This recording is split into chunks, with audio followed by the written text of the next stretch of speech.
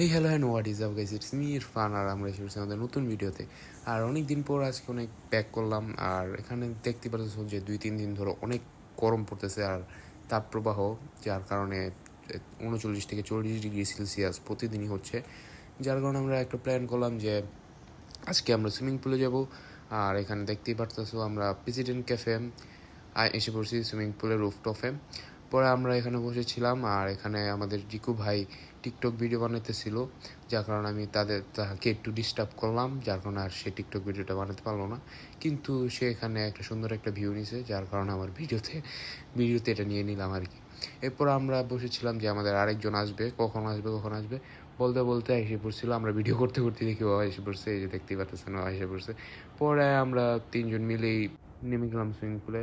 এখানে পানিটা অনেক ভালো ছিল আর ওখানে চিকু যেতেছিল করতে। এরপর ওখান থেকে এসে দেখতেই পাচ্ছ আমি এখানে বসে